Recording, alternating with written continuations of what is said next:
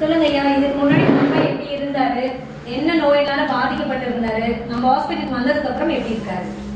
பாத்தீங்கன்னா கால் முட்டி வலி பெயின்ல ரொம்ப வலினாலதான் வந்தாரு. சரிங்க ஐயா. வந்தவரு நிறைய ட்ரீட்மெண்ட் பண்ணோம், நம்பிக்கை இல்லாம வந்தாரு. ரொம்ப இதனாலதான் உங்களை பார்த்து பேசுனதுக்கு அப்புறம் 50% நம்பிக்கை இருந்துச்சு.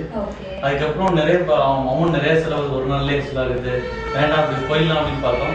ஒரு தடவை இருந்தா பரவாயில்ல, ஒரு தடவை பண்ணி பார்த்துக்கலாம் அப்படின்ட்டு நான் அப்படி சொல்லி இருக்க வச்சேன். நம்பிக்கை இல்லாம தான் ட்ரீட்மெண்ட்ல உட்கார்ந்தாரு. இப்ப பாத்தீங்கன்னா 100% கியூர் ஆயிடுச்சு, நல்லா இருக்குது, ரொம்ப சந்தோஷம். அவருக்கு இந்த குணமானதுல உங்களுக்கு ரொம்ப சந்தோஷம்.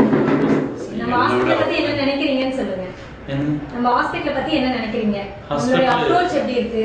ஹாஸ்பிடல் வந்து பார்த்தோம்னா இதோட அட்மாஸ்பியர், நீங்க பேசின பேச்சு, இங்க இருக்கவங்களுடைய கோஆபரேஷன் நல்லா பேசினாங்க. நீங்க நல்ல ஒரு இது பண்ணி கொடுத்தீங்க. பட் அந்த இதனாலேயே இங்க நல்லபடியா குணமாயிடுச்சு. சோ இங்க இருக்கிற அட்மாஸ் நல்லா இருக்குது, நல்ல சூழ்நிலையா இருக்குது. ரொம்ப ஹாப்பியா இருக்கீங்க. ரொம்ப ரொம்ப ரொம்ப ஹாப்பியா இருக்கும்.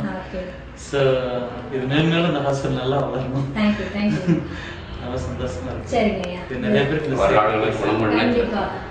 நிறைய பேருக்கு இந்த சேவை உங்களுக்கு போய் சேர்ந்துச்சுன்னா ரொம்ப சந்தோஷம். உங்களை மாதிரி நிறைய பேர் இருக்காங்க ஐயா. ஃபர்ஸ்ட் வரும்போது கண்டிப்பா எல்லாருக்குமே நம்பிக்கை இல்லாம தான் இருக்கும். உங்களை மாதிரி பேச்சு இது எல்லாமே அவங்களுக்கு நாங்க போட்டு காமிச்சுன்னா அவங்க ரொம்ப நம்புவாங்க. சரிங்களா? அவங்களுக்கும் அது பயனடையணும்ன்றதுக்காக தான். 30 வருஷமா இருந்த ஒரு வியாதி 3 மணி நேரத்துல நின்னுச்சுன்னா ஏன்னா நீங்க சந்தோஷப்பட்டாதான் நாங்க சந்தோஷமா இருப்போம். சரிங்களா? நீங்க சந்தோஷப்பட்டீங்களா இல்லையா? குணமாயிருந்து நாங்க ரொம்ப சந்தோஷப்பட்டீங்க. ரொம்ப சந்தோஷங்க ஐயா. இந்த பேசி கொடுத்ததுக்கு ரொம்ப நன்றி. ரொம்ப சந்தோஷம்.